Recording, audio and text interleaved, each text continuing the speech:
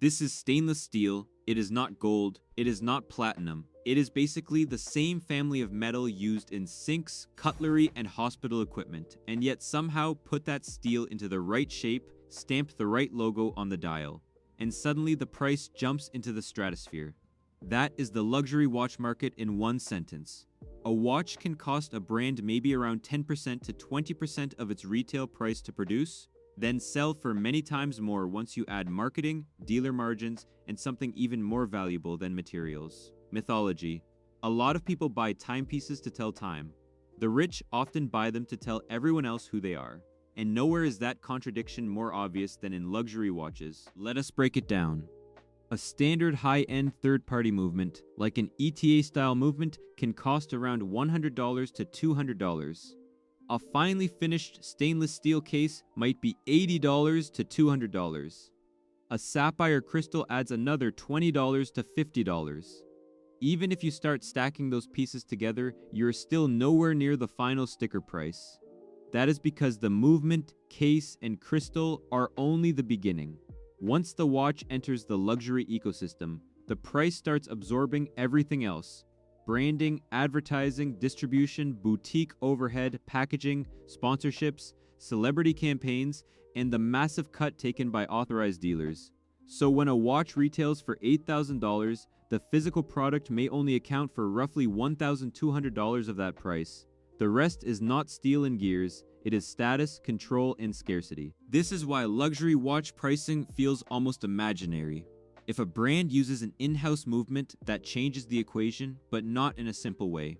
Now the movement can cost $500 to $2,000 plus to produce because you're paying for research, development, engineering, testing, and prestige. In other words, you're buying metal and you're buying years of intellectual labor, tiny tolerances, and obsessive handwork. But even then, the final retail price is still doing most of its work elsewhere. A major chunk goes to marketing. Another chunk goes to the retailer. Authorized dealers often take margins in the 30% to 50% range. And then there's the final ingredient: brand cachet. That invisible premium is what lets a watch be sold not as a tool, but as a trophy. That is the trick. The watch does not just keep time. It prices your social position. Now, to be fair, not all of this is smoke and mirrors. Some watches genuinely are masterpieces of hand finishing. Take a Patek Philippe Nautilus in steel. On paper, it is just stainless steel, but in the luxury world, that steel can retail around $35,000 and still be chased like a lottery ticket. Why? Because the labor is real. The Patek Philippe seal requires hand finishing on every surface. A single movement bridge can take a skilled artisan over an hour to polish by hand under a microscope. That is human time turned into microscopic perfection, and that is why the best luxury watches are so strange. They are overpriced in the way luxury goods are overpriced, but they are also underappreciated in the way handmade art usually is. People laugh at the markup, but they rarely understand the work hiding underneath it. To understand why watches became status symbols, you have to go back to the beginning. The first watches appeared shortly after 1500. Early examples are commonly linked to Peter Henlein, a locksmith from Nuremberg. These early pieces were not sleek wrist candy. They were bulky, inaccurate, and expensive little mechanical marvels carried as objects of display. Britannica notes that early watches were made as portable timepieces and often worn on a chain or carried by hand. And that is the part people forget. The original value of a watch was not precision. It was the fact that only the wealthy could own a tiny mechanical miracle. If you could afford one, you were broadcasting that you had enough money to spend on something difficult, delicate, and uselessly impressive.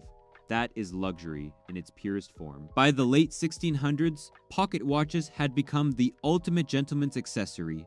Charles II popularized the waistcoat, and that gave pocket watches a natural home. Suddenly, the watch was part of the outfit. It sat against the chest like a badge of refinement, wealth, and discipline. For roughly 250 years, pocket watches ruled, and for a long time, wristwatches were treated like jewelry for women or as fragile curiosities that serious men would not be caught wearing. That sounds ridiculous now, but it made perfect sense at the time. A pocket watch said you had time to stop, reach into your coat, and look down at an instrument made by craftsmanship and money. It was the opposite of rushed labor. It was the rhythm of a class that did not need to hurry. The watch was already a status symbol before it ever became a tool. Then World War I happened, and war is very good at turning luxuries into necessities. In the trenches, pocket watches were clumsy. Soldiers needed to check the time instantly, without fumbling through a coat while shells were falling around them. The wristwatch, once mocked as delicate jewelry, suddenly became a battlefield tool. That shift changed everything. What had once been feminine or ornamental became practical, masculine, and tactical. Men came home from the war already used to wearing time on the wrist, and the old prejudice started to collapse. The wristwatch survived the war, and it was reborn by it. And once a watch becomes associated with military utility, it gains something even more powerful than beauty. It gains credibility. It becomes a symbol of readiness, precision, and control. That is the moment the wristwatch becomes an icon. The post-war era transformed watches again. In 1926, Rolex patented the Oyster, widely recognized as the first waterproof and dustproof wristwatch. Then, in 1931, Rolex introduced the perpetual self-winding rotor. Later, in 1953, the Submariner launched as the first diver's wristwatch waterproof to 100 meters. Rolex itself highlights that the Submariner was designed as a serious tool watch. This is where the modern myth really locks in. The luxury watch is now rugged, it is engineered, it is made for divers, pilots, explorers, and businessmen who want to look like they could survive a shipwreck or close a merger before lunch. That tool watch identity is the perfect bridge between function and fantasy, because now the watch can claim to be both useful and aspirational at the same time. And that is a very profitable lie. Now we get to the part that drives buyers insane today.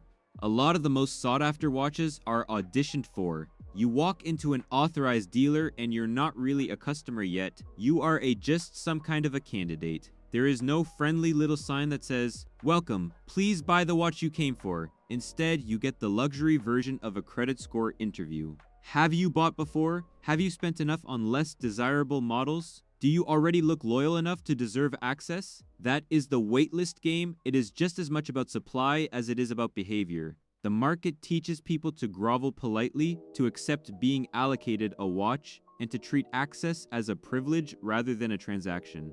That is how scarcity becomes theater. And the weirdest part is that the theater works. The public loves to say these watches are rare. That is not really true.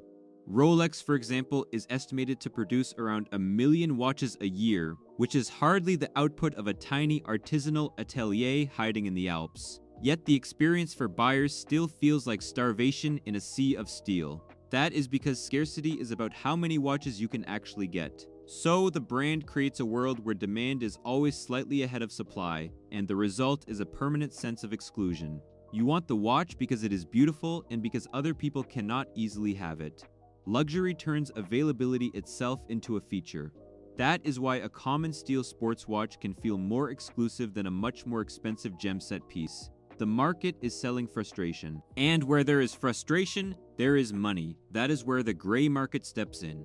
In a system where official supply is throttled, a separate market appears to satisfy impatient buyers. Watches that retail for one number can instantly trade for much more somewhere else. Reuters has described the gray market as a persistent part of the luxury watch ecosystem, and it has long been one of the industry's most awkward secrets. Then comes the darker allegation that some authorized dealers quietly move hot inventory out the back door to gray market buyers in exchange for kickbacks. Not every dealer does this, and not every rumor is true. But the suspicion never really goes away because the incentives are obvious. If a watch can instantly resell for a huge premium, then some people are always going to try to capture that spread. And once that happens, the retail price becomes almost fictional. This is where the watch market starts looking less like retail and more like finance. If the official price is too low relative to demand, the market pushes the real price somewhere else.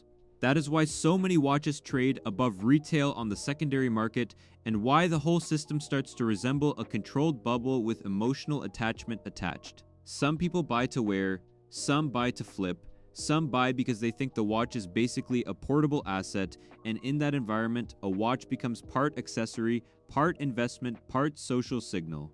The problem is that when too many people start treating a luxury watch like a tradable chip, the culture gets warped. The brand wants heritage, the buyer wants status, the flipper wants profit, and sitting in the middle is a piece of steel with a movement inside it, trying to be all three at once. As if the market were not weird enough, counterfeiters have gotten terrifyingly good. Super fakes are no longer the obvious flea market disasters people used to laugh at. They are built with advanced machining, modern printing, and obsessive attention to detail. The result is a fake watch that can fool casual buyers and sometimes even experienced collectors.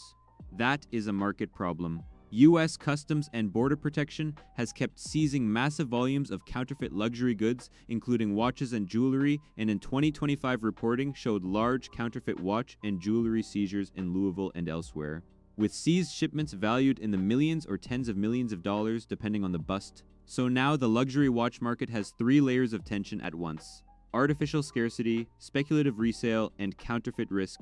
That is a beautiful industry, and a deeply ridiculous one. That is the real story of luxury watches. They began as clunky mechanical curiosities for the rich. They became practical tools in war, then they evolved into status symbols, collectible assets, and cultural shorthand for success, and underneath all the hype, there is still something undeniably respectable here. Because yes, the market is full of scarcity games, marketing theater, and resale nonsense, but the craft is real. The tolerances are absurd. The finishing is microscopic. The people who build these things are not selling fantasy alone. They are making very real mechanical art. And that is why luxury watches endure, not because they are cheap, not because they are practical, but because they are one of the rare places where vanity, history, engineering, and human obsession all sit inside the same little case.